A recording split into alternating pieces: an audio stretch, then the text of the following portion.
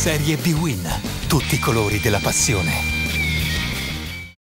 42esima e ultima giornata di Serie B-Win allo stadio San Nicola. Il Bari contro il Gubbio, già retrocesso, cerca un punto per festeggiare la salvezza diretta. La squadra di Torrente, che non vince da 8 gare, ritrova Ceppitelli e Polente in difesa. Nel 4-3-3 iniziale il tridente d'attacco è formato da Forestieri, Caputo e Stojan.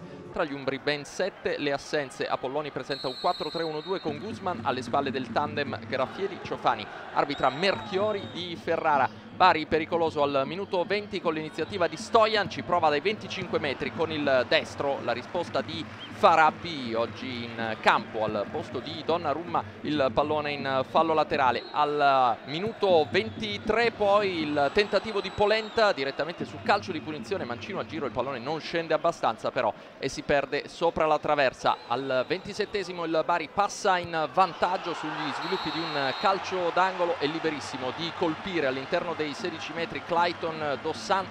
Farabbi è battuto, la rete dell'1-0 per l'ex difensore centrale del Varese. Si tratta del quarto gol in questo campionato, tutti realizzati su colpo di testa. Lo schema su calcio piazzato che manda il difensore centrale biancorosso a colpire indisturbato. Prova poi immediatamente a legittimare la rete del vantaggio la squadra di Torrente e lo fa con la conclusione di Scavone con il mancino dai 25 metri. La risposta di Farabbi che riesce però a mettere sopra la traversa. Il cross di Garofalo a cercare la testa di Stojan praticamente a colpo sicuro. Il miracolo di Farabbi che si ritrova praticamente il pallone sul ginocchio, la disperazione dell'attaccante esterno rumeno per questo gol del 2-0 che svanisce così grazie all'intervento di Farabbi.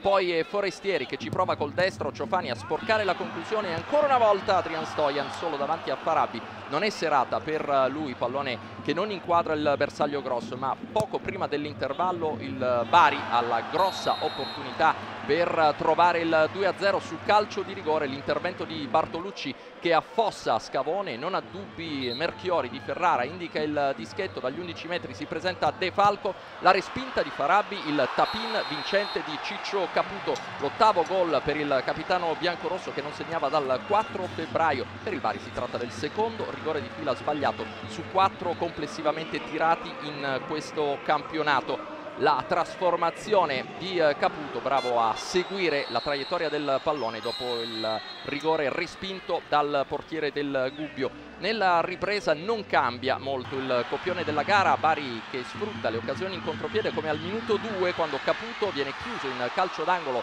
da Sandreani, anche in questo caso un'occasione limpida per gli attaccanti della formazione di casa. Punizione di Bogliasino al minuto 16, la botta al volo di De Falco che davvero va vicinissimo al gol da incorniciare. E poi al 20esimo Forestieri cerca soluzione personale con questo destro a giro sul palo lontano, niente di fatto, probabilmente il migliore in campo Fernando Martin Forestieri. Al minuto 35 Caputo in contropiede va a colpire ancora una volta, battuto Farabbi con il tiro angolatissimo che va a incocciare il palo interno e poi finisce in rete. Doppietta per lui esattamente come all'andata, la terza in questo campionato per l'attaccante del Bari che può così regalare il 3-0 definitivo. Si chiude qui la partita, il Bari centra così la salvezza diretta